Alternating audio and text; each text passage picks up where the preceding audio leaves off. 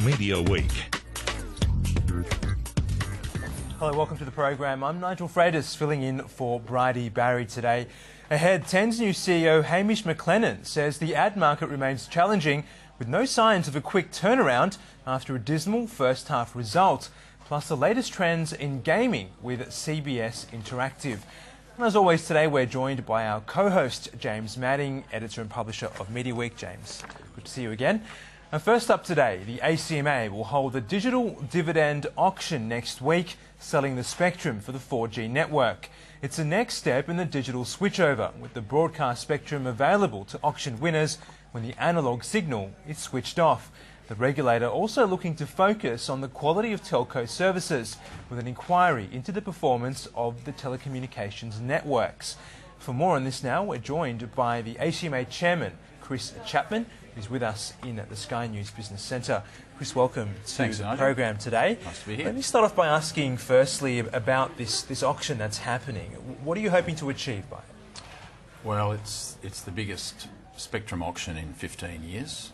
The digital switch over, the switch off of analogue and the utilisation of digital is here. It's been 2-3 years in the making, and it will raise, billions of dollars. It's a big deal. It's a big logistical deal. It's a big auction, and it's a great opportunity for communications and telecommunications coming forward. So what we're doing in a nutshell is auctioning 2 lots of spectrum, the 700 megahertz spectrum, which is being given up by the broadcasters with the switch off of the analogue, and also bundling it with 2.5 gigahertz spectrum. So it's a complicated system, but we put in a lot of preparation, a lot of time. That's in its essence.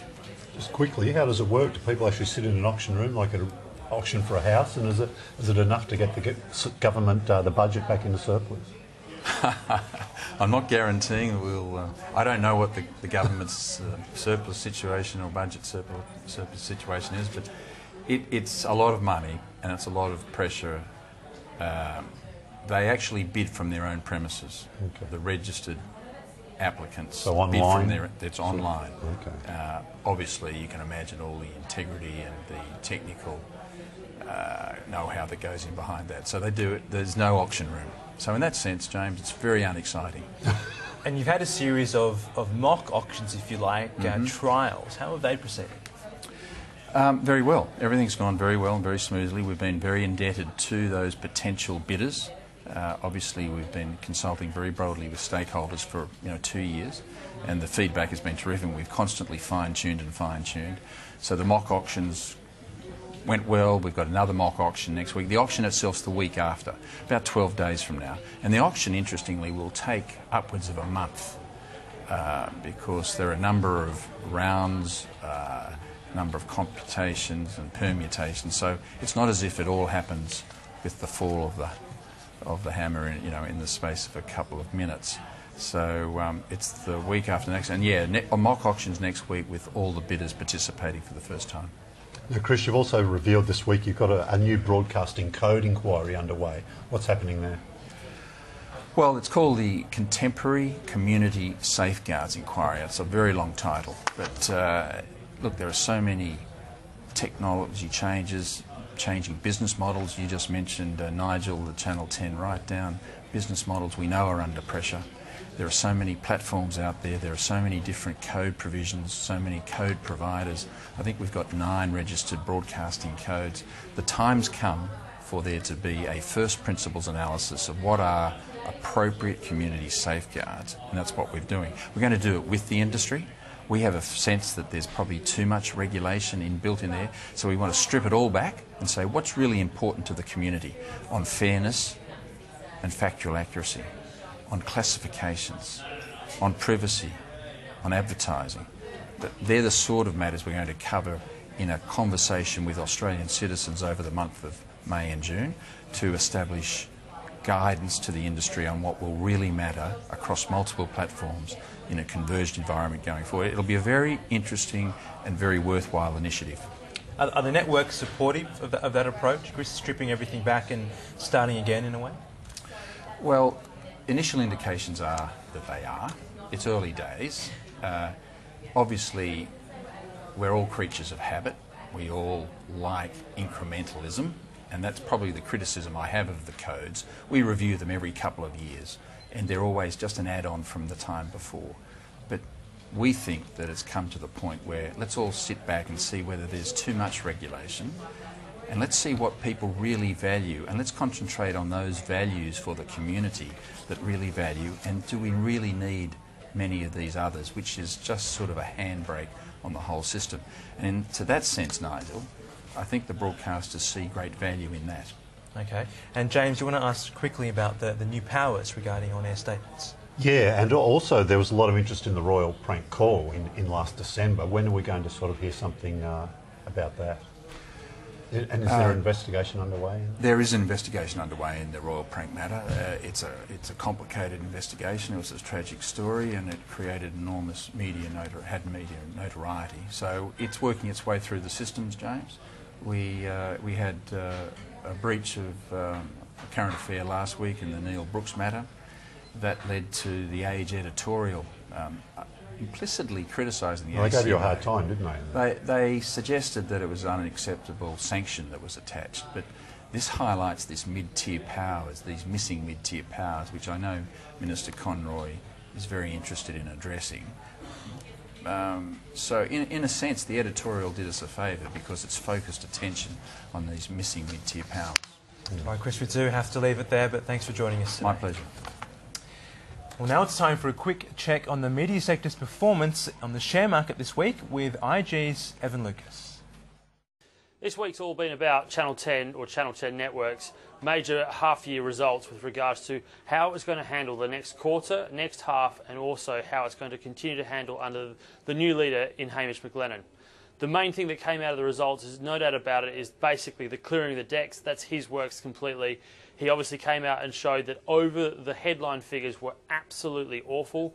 Obviously, we had expected a small net profit. He came out with actually a massive net loss, around about sort of $241 million net loss. And the reasons for that is that he's basically decided to clear out one-off payments and restructures. The one-off payments were some licensee agreements, about $292 million there, and $11 million worth of restructures. Really did obviously hit that profit line. The other thing that he's also done is that he basically redirected the sales we saw coming out of the air sale back in December last year, being redirected to net debt. Net debt now is basically zero. It was $262 million. It's now $1.3 million, basically making it zero. It's all about cost control over there at 10. He's obviously also looked at basically streamlining their programming.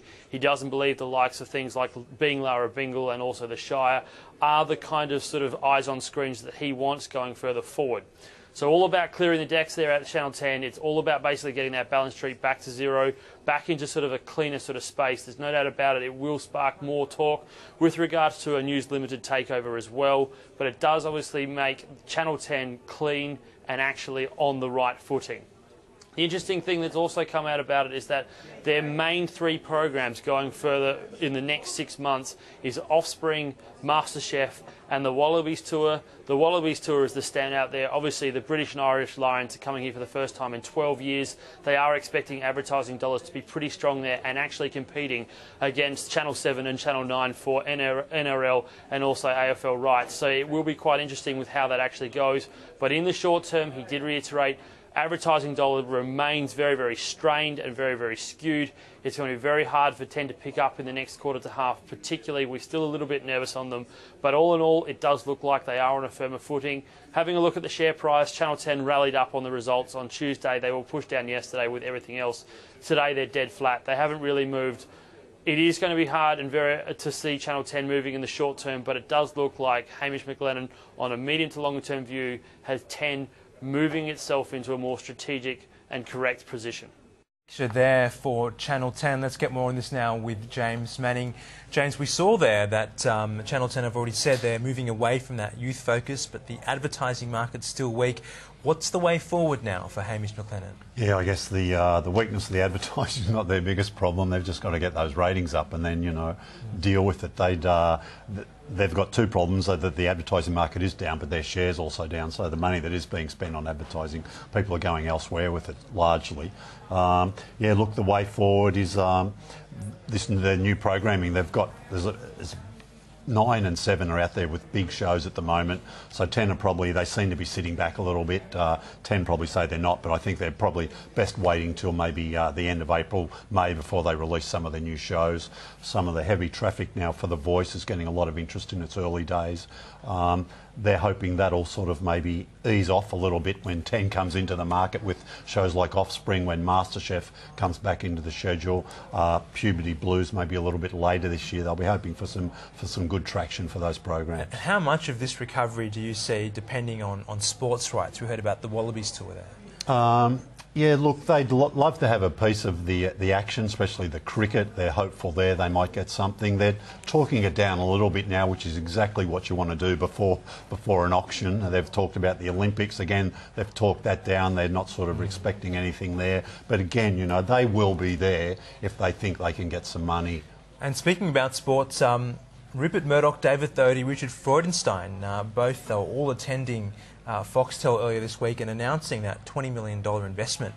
What's the significance of that move? Yeah, the significance of that is, I guess, that the two partners in Foxtel, Telstra and News Corp, of course, both had their chief executives there, which is sort of unusual. They don't get it, as Rupert Murdoch had said during the press conference on Tuesday. They don't get to see a lot of each other. Rupert's based in New York, David Thodey's here in Sydney. And the significance is that Foxtel gets some naming rights. The Foxtel All Stars, which is virtually the sort of cream of the Australian team, I guess, when they're not playing under the Australian banner. They get naming rights there. They get naming rights on a National Youth League.